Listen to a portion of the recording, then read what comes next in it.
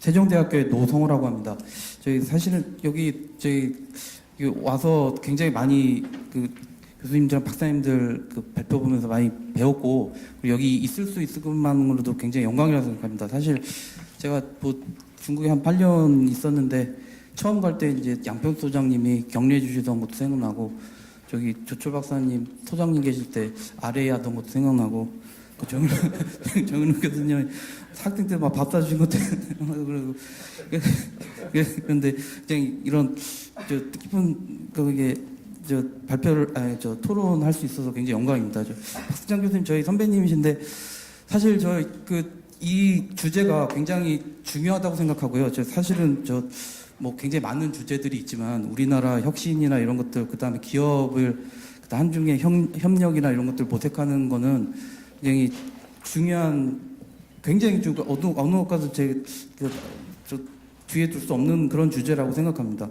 그래가지고서는 이런 그 토론을 맡게 돼서 영광인데, 사실 근데 제가 그래서 중국에서 굉장히 많은 은혜를 받았고, 그 교수님들한테, 지도 교수님들한테도 정말 그 허리 아프셔서 막 하시고 그러시는데도 지도해 주시고 막 그런 분들이 많은데, 근데 중국이랑의 어떤 협력이나 이런 것들을 설계할 때는 굉장히 좀 냉정하게 생각해야 되는 것이 맞는 것이 아닌가. 왜냐하면은 하이디스 뭐 이런 뭐 예도 있지만 굉장히 중국이나 이런 데 이제 기술이 만약에 가게 되면은 그쪽에서 얘기하는 표현적 성장이 우리나라 어떤 고용이나 이런 것들은 다 가져가 버리거나 그쪽에서 이제 발전할 수 있는 그런 게 많고, 공유란 것이 이제 가치를 창출할 수 있지만 혁신이란 것은 원래 이제 전유가 메커니즘이 잘 잡혀야지만, 그 왕윤주 박사님 말씀하셨듯이 이게 제도화가 잘 돼야지만이 이게 혁신이 또 추동될 수 있는 부분이 있다고 생각합니다. 그래서 이런 것들은 냉정하게 이제 시스템을 설계할 필요가 있는데, 이게 잘 지적해 주셨지만 먼저 이거를 펀드 같은 것들을 그 펀드 자체를 이제 만드는 게 중요하다기보다는 사실은 그게 우리나라 산업에서 기업들이 이제 어떤 부분이 이제 필요한가, 그때부터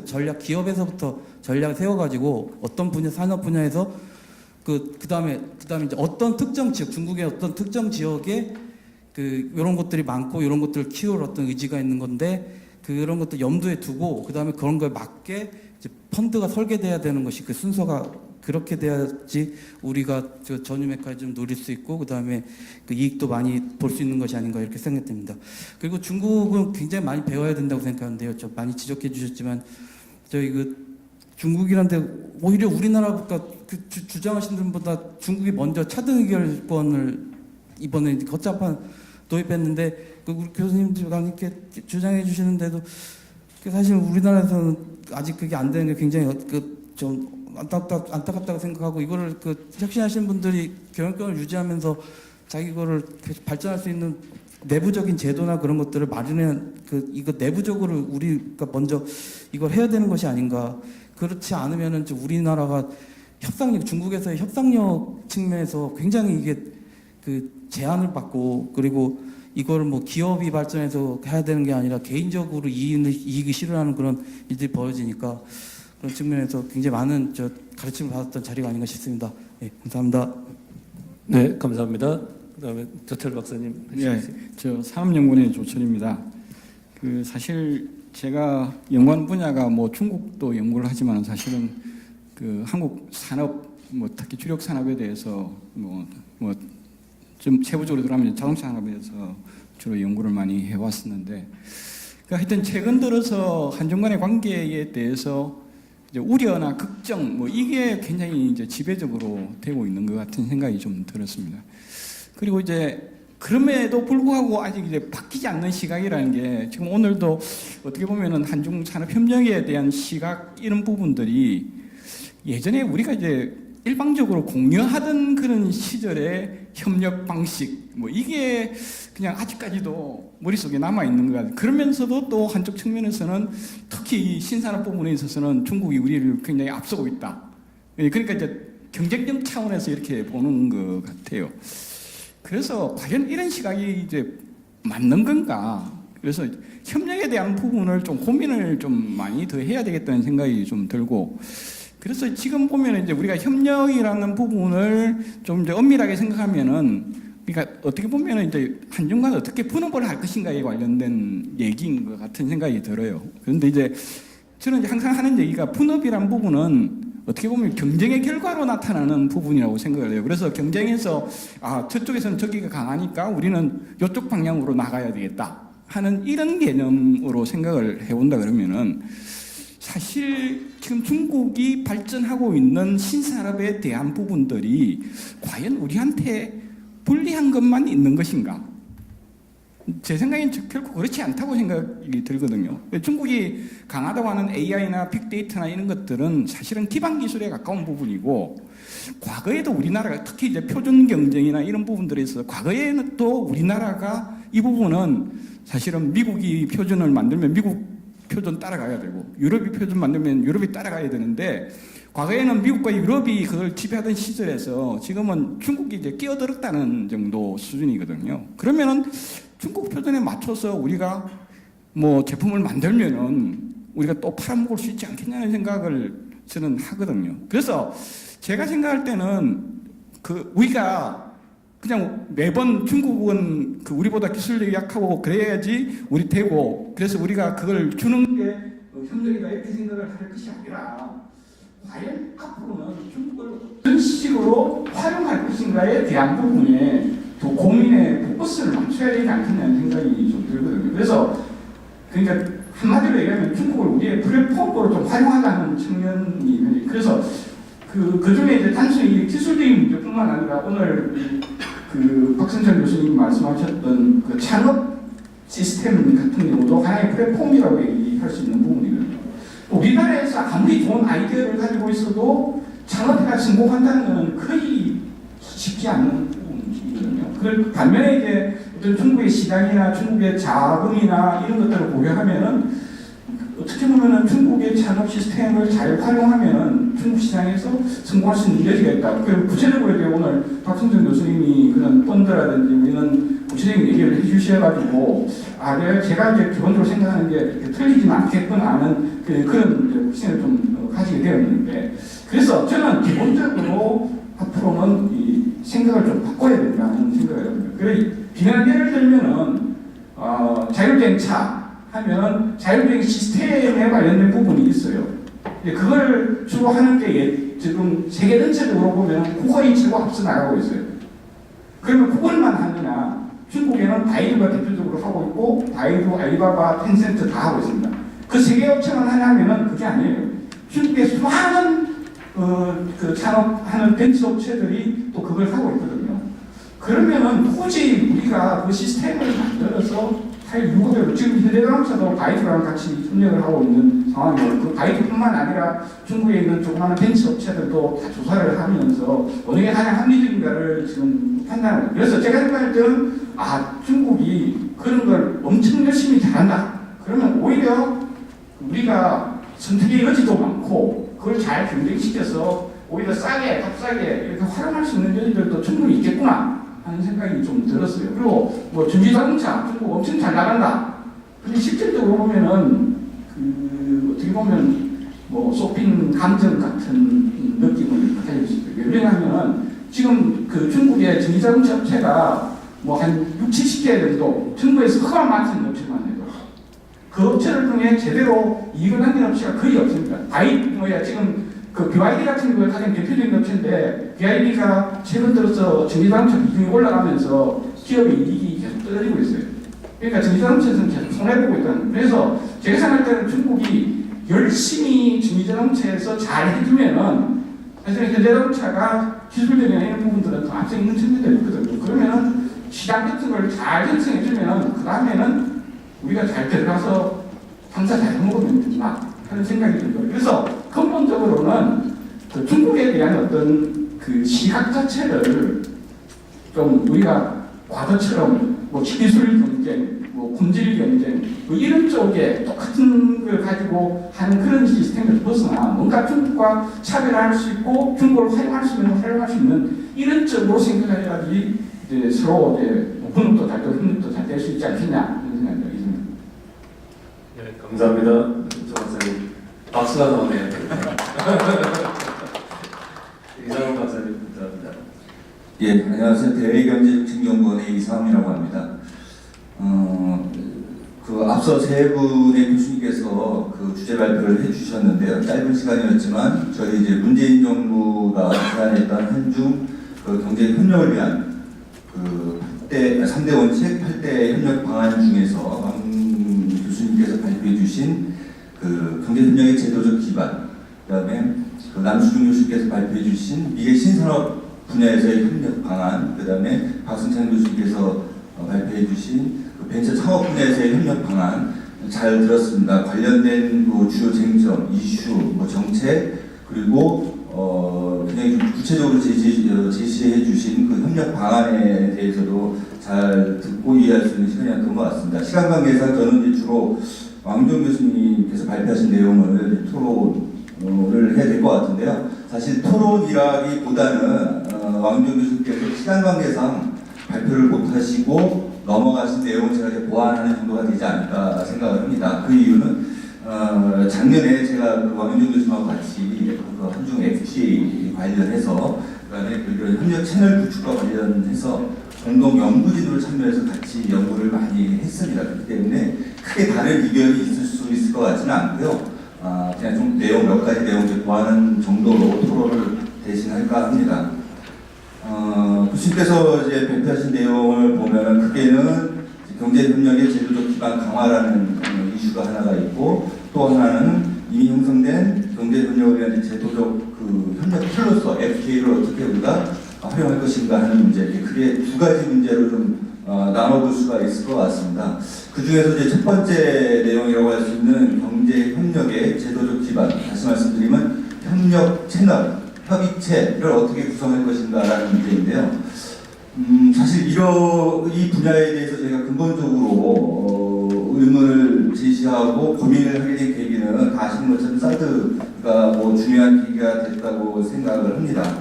그래서 사드를 겪으면서 앞으로 양국 간의 실질적이고 효과적인 그 협의와 협력이 가능한 그런 협력 체계를 구성하는 것이 매우 중요하겠구나라는 인식이 이제 조정이 된 것 같고요.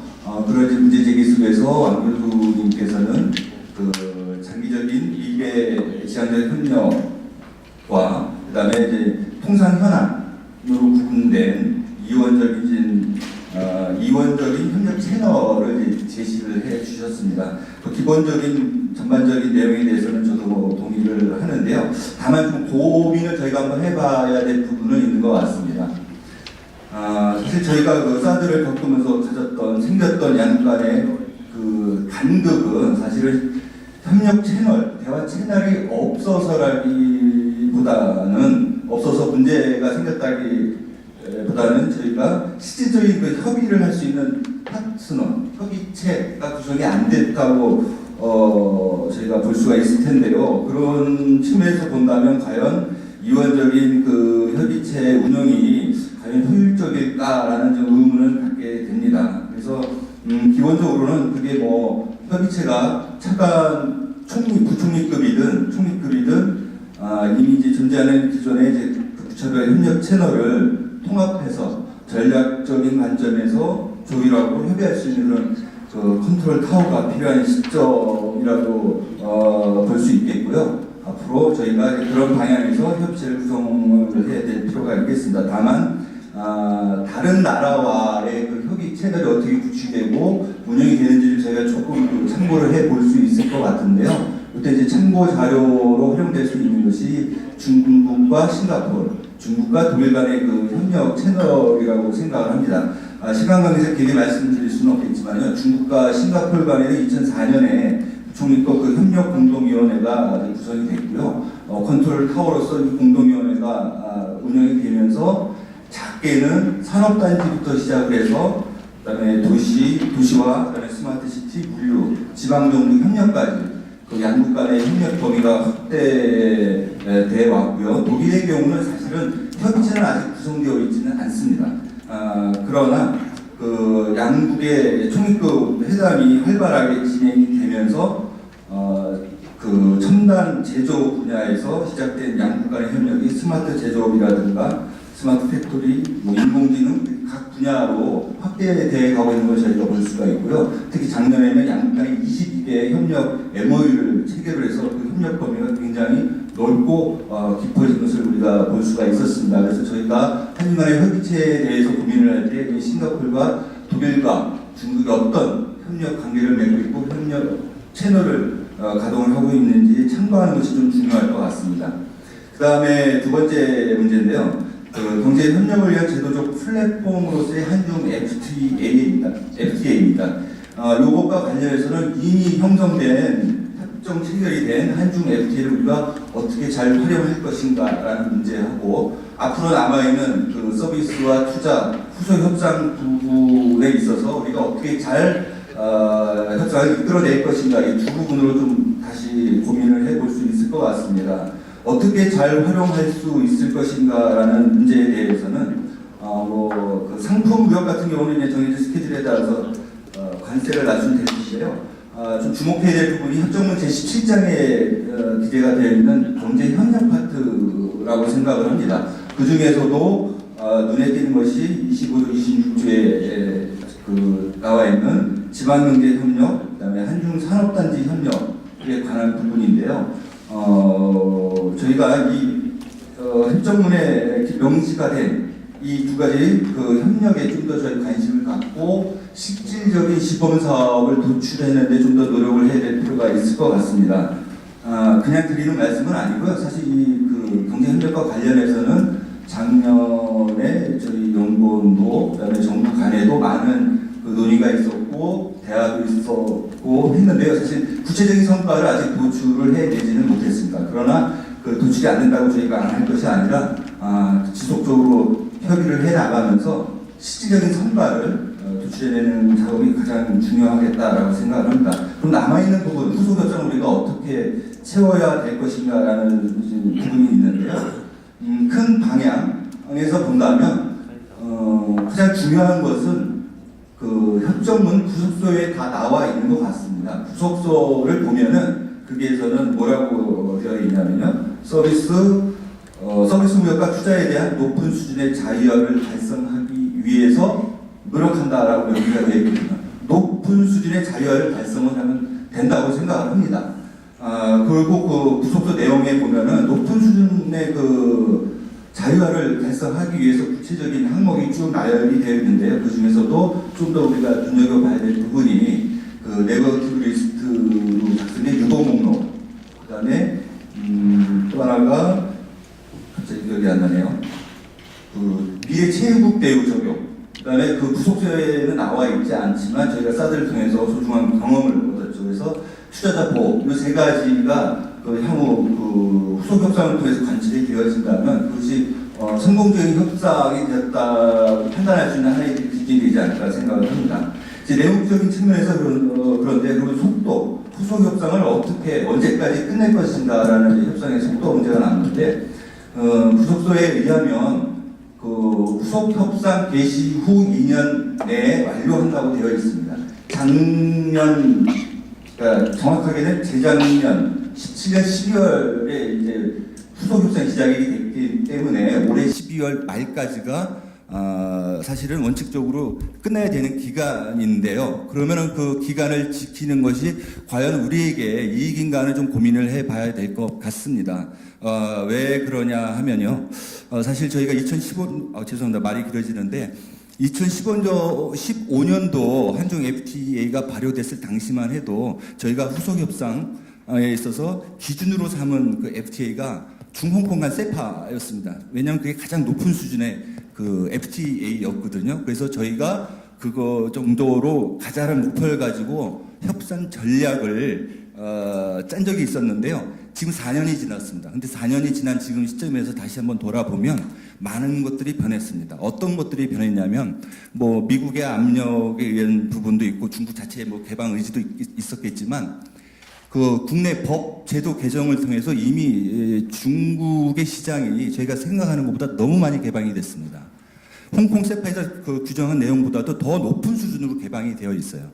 근데 FTA라는 것은 그 협정 상대 양국이 배타적인 이익을 누리기 위해서 맺는 것이 FTA인데 국내법이 그렇게 개방이 되어 버렸다면 예, 그거는 배타적인 이익을 누릴 수가 있는 게 아니라 누구나 다 똑같이 누릴 수 있는 이익이 돼버린 거거든요. 그래서 그런 점을 고려하고 앞으로도 계속 지속적으로 그 개방이 확대되는 정책들이 나올 텐데 그런 것들을 고려한다면, 그리고 또 하나 중국이 가장 높은 수준으로 문을 열 것으로 예상되는 그 미중 양자 투자 협정이 아직 완료가 되지 않았습니다. 아직 과정 중이고요. 이제 중단된 상태인데 그런 것들의 결과를 보고 우리가 마무리를 짓는 것도 좋지 않을까. 그래서 2년 이내에 반드시 끝내야 된다면 저희가 한번 고려해 볼 수 있는 전략이 그 점진적인 보충 협상 전략을 좀 이렇게 가져가 보는 것이 좋을 것 같다는 생각을 하고요. 앞으로 저희가 이제 후속 협상 과정에서 좀 고려해 볼 수 있는 중요한 그 전략 중에 하나라고 생각을 합니다. 예, 이상 마치겠습니다. 네, 감사합니다. 이 박사님 좋은 의견을 주셨습니다. 지금 이렇게 장시간 플로어에 앉아 계시는 분들이 여러 분 계시기 때문에 우선 질문을 몇 개 받고 그러고 나서 발표자들한테 의견을 다시 듣는 걸로 하겠습니다. 혹시 먼저 질문을 좀 정보를 공유하실 분이나 없으신가요? 오늘 그 논평하시는 분들 중에서 질문을 이 발표자한테 하신 분이 거의 없어요. 그래서 질문을 좀 하시면 어떨까 하는 생각을 가지는데, 그러면 예, 우리 이 교수님, 이천표 교수님한테 먼저 좀 부탁을 드립니다. 남 교수님한테 질문인데요. 네. 중국이 그 신산업에 관련된 인력, 그 인력을 어떻게 충원해 왔느냐? 그러니까 미국에서 교육시키고 유럽에서 교육시킨 게 한 그 루트일 테고, 다른 하나는 자기네 뭐 칭화대 뭐 이런 데서 교육시킨 게 한 루트일 거란 말이에요. 그러니까 그것에 대해서 조금 내가 모르는 조금 얘기를 해 주셨으면 고맙겠고, 그것이 지금 아까 서울대 안 교수가 얘기한 것처럼 디지털 트레이드 이런 식으로 상황이 바뀌게 된다고 할 것 같으면은 미국에서 뭐 그 충원한다든지 그런 것이 어려워질 것 같은데, 그것에 대해서 안 교수의 생각은 어떠신지, 남 교수의 생각은 어떠신지 질문입니다. 예, 감사합니다. 또 한 번만 더 혹시 하면 우리 김영선 총장님 혹시 질문하시겠어요? 코멘트 한번 해보시겠어요? 됐어요. 네. 그거 할 수 없이 제가 질문을 하겠습니다. 제가 이렇게 쭉 발표를 듣고 나니까 세 단어가 생각이 났어요. 하나는 우리 완영종 박사한테 교수한테 질문을 하고 싶은 거는 뭐 인스티튜션이 다 좋은데 한국이 가지고 있는 이 협상의 레버리지가 뭐가 있어야 될 텐데 이때까지 얘기하는 걸 보면은 그야말로 20몇 년간 계속 하던 얘기거든요. 근데 지금 우리가 가지고 있는 마지막 협상 레버리지가 뭘가 될 수 있는지 한번 말씀을 해주셨으면 좋겠고, 두 번째는 남수정 박사 얘기하신 거에 핵심 단어는 글로벌 밸류 체인에서 중국이 중심이 되는 리저널 밸류 체인이 한국의 기업이 들어가서 뭘 할 수 있느냐 하는 걸로 집약이 된다고 봐요. 근데 우리나라에서 협업 거의 안 되거든요.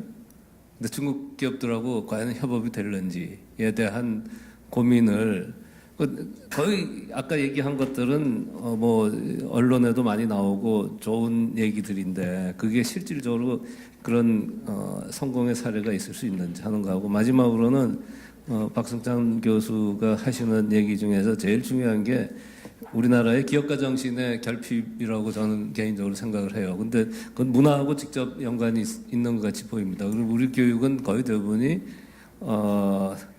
새로운 걸 하는 것보다는 선생님들이, 우리 이천표 교수님도 계시고 저도 있지만 선생님이 가르쳐 준 거 그냥 그대로 베껴가지고 그거 토해내는 게 제 인류거든요. 그런데 지금 현재 교육이 얼마나 그걸 따라가서 기업가 정신을 만들어낼 수 있는가 하는 고민을 해봐야 될 것 같은데, 그런 거에 대해서 우리 박승찬 교수도 생각을 해보셨는지 하는 걸로 해서 제가 질문을 몇 개 드리고, 지금부터 한 분께 3분씩 마지막 그 코멘트를 하는 걸로 해서 세션을 끝낼까 합니다. 우리 왕윤정 박사부터 하시겠어요?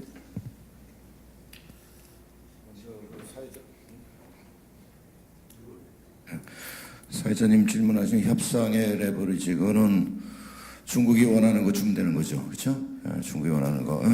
그러니까 지금 이제 교섭본부장이 김현종 본부장이 이제 청와대로 들어가시고 유명희 실장이 이제 본부장이 되셨는데, 작년에 유명희 실장하고 이제 밥 먹으면서도 그 얘기를 했었지만 중국에 대한 관심이 많아요. 그러니까 그동안 한미 FTA 성공적으로 많이 그 노력해왔고, 물론 뭐 균형이 잡혔냐 거기에 대한 이견이 있을 수 있지만 중국에 대해서 나름대로 많은 그 해박한 지식을 갖고 있고, 중국이 요구하는 사항들 이미 어느 정도 알고 있습니다. 예.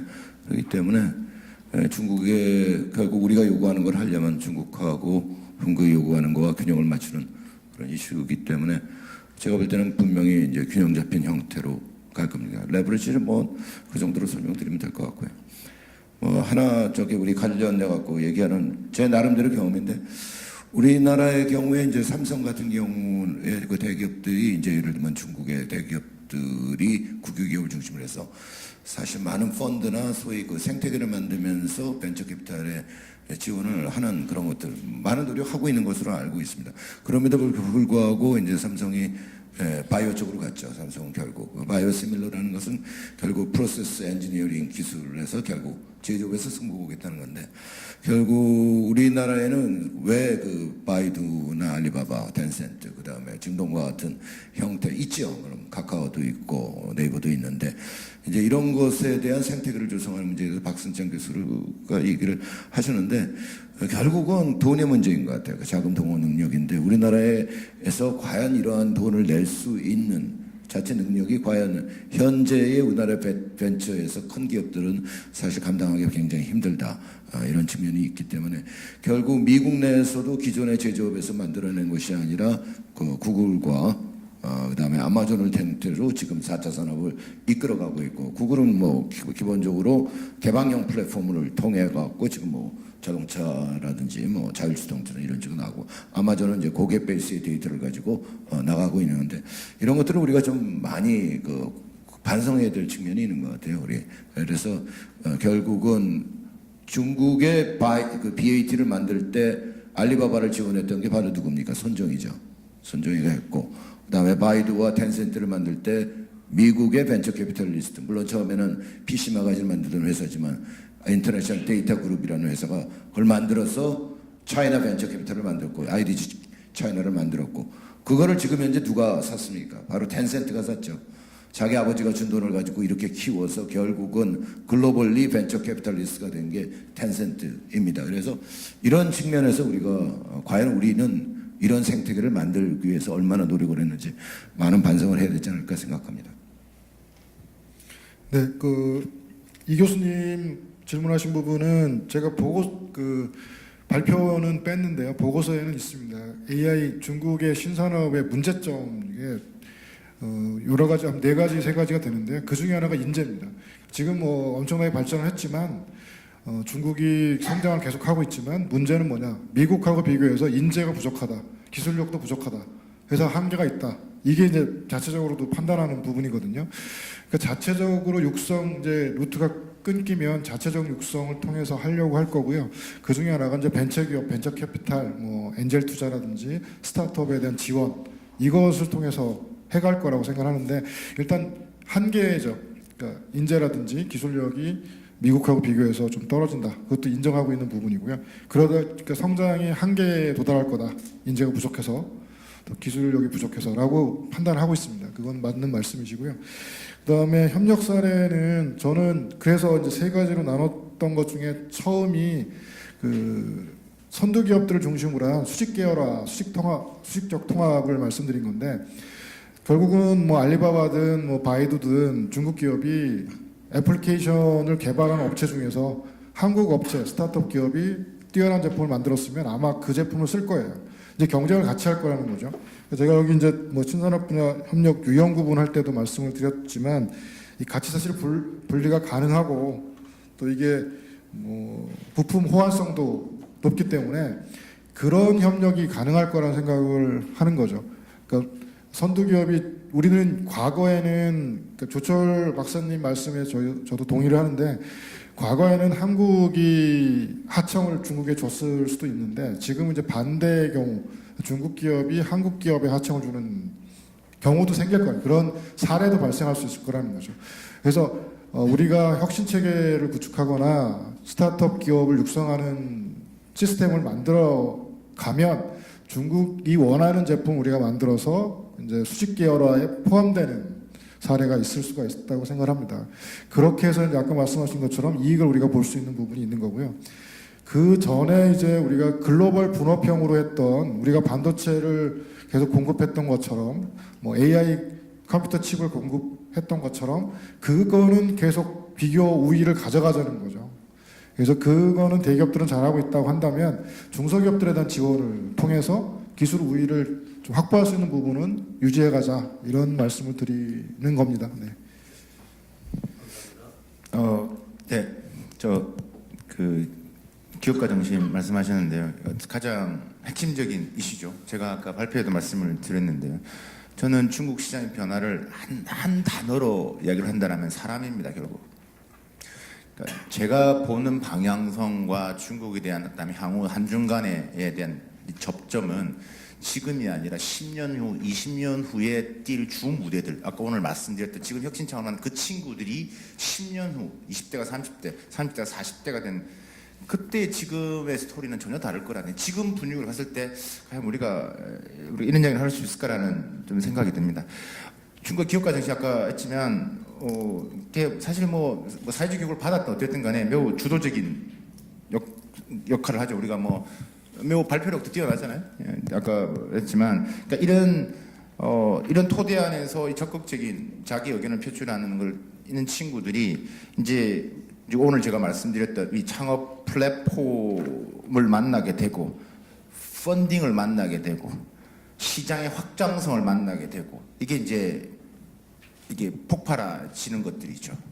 그래서 우리가 제가 아까 글로벌 기업가 정신도 말씀드렸지만 이런 문화적인 차이 분명히 있다. 아까 교수님께서 말씀하셨기 때문에 맞고요. 그래서 이런 부분들이 그냥 넘기는 게 아니라 이게 아까 이제 그전에는 이게 펼칠 수 있는 하나의 장점화가 안 되는 부분인데 제가 말씀드렸던 창업 플랫폼이 너무나 다양한 창업 플랫폼의 활성화, 그다음에 펀딩의 활성화, 펀딩에 있는 확장성, 시장의 확장성 이런 것들이 만나면서 이게 이제 이렇게 맞아 떨어져 가는 것들. 그래서 이런 부분에 있어서의 우리 그러니까 좀 어느 정도의 협력 포인트를 찾자라는 그 하나의 방법들이 그 첫 번째는 일단 조금 돈을 섞어야 된다.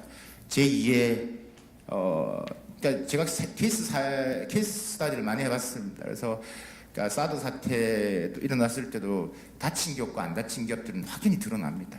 그러니까 중국 자본이 들어간 부분들과 또 함께하는 기업들은 확실히 덜 손이 갑니다. 그래서 우리가 중국을 이야기할 때 항상 우리가 좀 이야기하는 게 불확실성입니다. 그래서 이런 불확실성을 위해서는 우리가 앞으로 미래에 대한 변화들을 하기 위해서는 이런 작업들을 통해서 좀 해 나가야 되지 않을까라는 생각이 들고요. 그냥 소견이지만 글로벌 밸류체인 부분은 한국 기업의 역할 관심 있는 분야이기 때문에 그렇습니다. 글로벌 밸류체인의 부분을 역할하는 부분에서는 매우 심각한 부분입니다. 중국 이번에 미중 통상 협상에서의 제가 생각하는 미국의 생각은 결국 중국이 하고 있는 글로벌 밸류체인에서 중국을 드러내겠다는 겁니다. 그러면 지금 우리가 끼어 있는 것에서 우리가 같이 지금 들어가 있는 부분에서 이 잘못되면 같이 들러 나오는 거고, 그럼 우리가 어떠한 부분에서 끼어 들어가 있냐는 걸 고민을 정말 많이 해봐야 됩니다. 정말 해봐야 되는 문제라는 생각이 들고요. 사실 오늘 이 벤처 창업 혁신 협력 부분에서는 오늘 제가 아까 우리 교수님께서 질문 아까 하셨는데 지역형 맞춤형 말씀하셨는데 사실 이것만 가지고 더 많은 그림, 그러니까 지역 맞춤형도 펀딩을 만들 수 있는 협력 모델 또 만들 수 있거든요. 오늘은 전체 측면에서 제 아젠다이기 때문에 발표를 한 것 같습니다. 감사합니다. 네, 감사합니다. 이게 마이크가 얘기를 안 듣네. 아주 이 시간을 잘 맞추고 그렇게 해서 예정됐던 대로 4시 15분에 마칠 수 있게 됐습니다. 제가 한마디만 말씀을 드리고 싶습니다. 사실 우리나라가 전략적 가치를 많이 가지고 있는 나라가 중국 근처에 거의 없어요. 그 중화권 국가 중에서 대만, 싱가포르, 홍콩은 중화권 국가이기 때문에 그런데 한번 생각해 보세요. 우리나라가 92년에 수교하고 난 다음에 아까 계속 인재 얘기를 하지만 우리가 중국에서 배출한 유학생만 한 거기서 공부한 사람이 정식으로 학위를 딴 사람만 모르긴 몰라도 30만에서 50만 정도 될 거예요. 전 세계에 중국에서 그렇게 많은 학위를 받은 사람이 없을 거 아니에요. 동시에 한국에 중국적을 가진 인재로 교육을 받은 사람이 제가 어림잡아 추정을 해도 20만 내지 30만 됩니다. 그럼 둘 합하면은 어떻게 보면 100만에 가까운 사람들이에요. 근데 이 사람들에 대한 가치를 완전히 방기하고 과연 한중 간의 경제협력이 될 수 있을까 하는 얘기를 제 개인적으로 말씀드리면서 오늘 세션을 마치도록 하겠습니다. 대단히 감사합니다. 네, 그럼 이상으로 KF 2019 중국 대전략 세미나를 모두 마치겠습니다. 긴 시간